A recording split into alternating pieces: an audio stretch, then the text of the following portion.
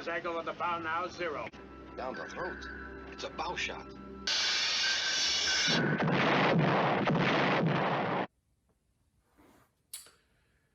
Hello, YouTube online community. This is Rick. This is Sunday night. Hope everybody had a great weekend and a nice Mother's Day for all the moms out there. Also, maybe of interest to some that this is the anniversary of VE, Victory in Europe Day. Of course, the Russians celebrate it one day later for some reason, and that's been in the news an awful lot lately. And we'll just have to see what happens tomorrow. So, also of note, this week, from May 4th up until today, is the 80th anniversary of the Coral Sea Battle, where the two fleets wound up never catching sight of each other. The first naval battle in that situation. So the U.S. was successful in turning back the Japanese from their invasion of New Guinea, and in the process, though, lost the USS Lexington and damaged the USS Yorktown. So that's this day in history. So, but what I really want to do tonight are two things. I've got a short mail call, and I want to talk about a build I haven't shown on YouTube before that I did for the IPMS Space Coast show last weekend. So first of all, shout out to Doug, Henley's Hobbies, his new card here. I know everybody's familiar with Doug. I will put the link down below, probably unnecessary. But I would like to shout out congratulations to Doug on the birth of his new granddaughter. So congrats, Doug. Okay, now with regard to the IMPS show last weekend, where I did have the chance to meet with Rambler 69, Old Tom, and Skip-O-Matic, Skip. And unfortunately, I don't know, something happened and I just started feeling terrible. So I really didn't even make it through the show. Although I did have an entry, which we're going to talk about here in a minute. But Old Tom has a video of a lot of the show entries, which I'll put a link to. And Tom also walked off with a great number of awards for various categories. As I talked to him, he had brought in a lot of builds that he had done in the past that hadn't been seen at this show because just circumstances and cancellations and the like. So thanks to Tom for doing that video, and because I really wasn't able to get around, I enjoyed it. Okay, the build I did for the show was based on one of the themes for the show, which was what they called cinema militaria.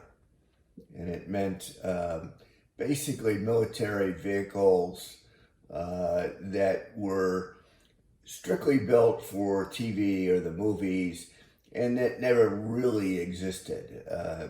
An example being the use of Patton tanks outfitted and modified to represent German panzers in the movie Patton. So what I did here was the McHale's Navy PT-73. And PT-73 is kind of interesting. it was actually constructed because there weren't a large number of, or any really, PT boats available, especially of the Elko and the Higgins designs that the U.S. forces used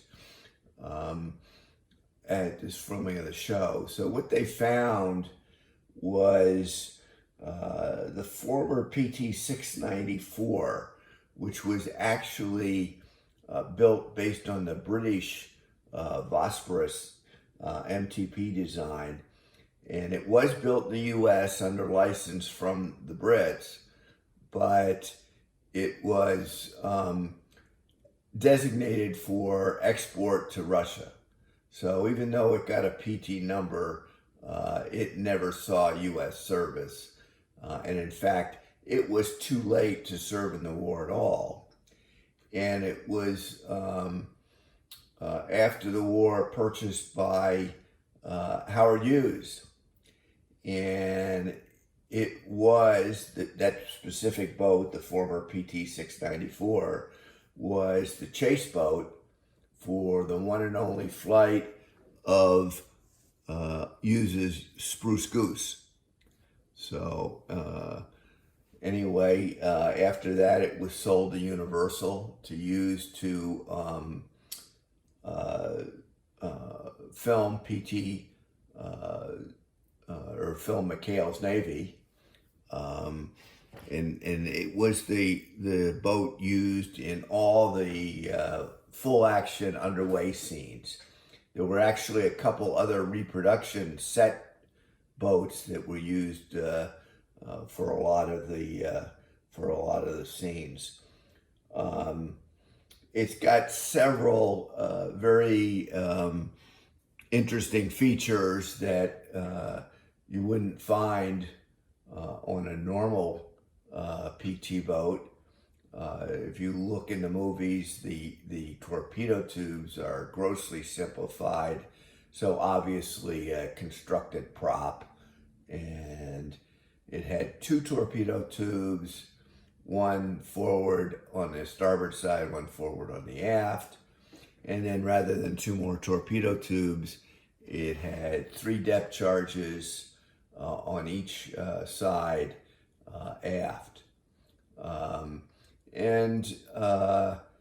It had a very noticeable trellis type mast that's not really representative of any particular real boat mast, that had a flag flying from it that was always visible in back of Werner's Borgnine in the opening credits there. The armament they put onto it, and again, certainly props, were just three 50 caliber machine guns, one mounted on a tripod on the bow, and the two mounted on stanchions that were forward of the gun tubs. There were no turrets. There was a mast that was added in front of the little flying bridge that you could see again in the opening credits. The 350 calibers, certainly much lighter armament than any World War II torpedo boat had.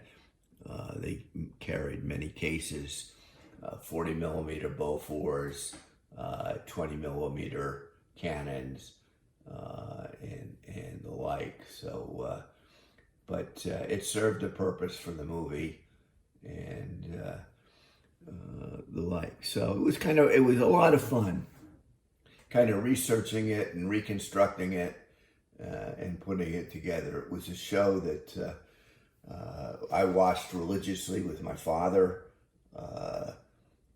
back when it was a new show, and always had us laughing. It was kind of a take on, or a navalization, if you will, of the much earlier Phil Silver's You'll Never Get Rich, Sergeant Bilko. So it was a pretty cool show. A couple other interesting facts. There was, in fact, as you would expect, an actual PT-73 constructed for the U.S. Navy. And it was a 78-foot Higgins boat. And it served in the Philippines.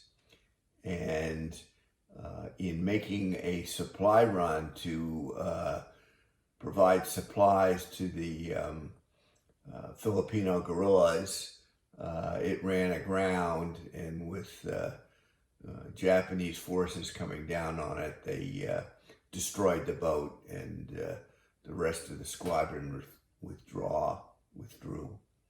So that's kind of really all I've got to say about it. Like I say, I didn't follow it on YouTube as I built it. It was fun though, watching back all the old shows and checking out the information, and it's actually, I think it turned out to be a pretty good replica. One thing of interest was trying to get the hull numbers, and let me just pull those up here. The PT-73.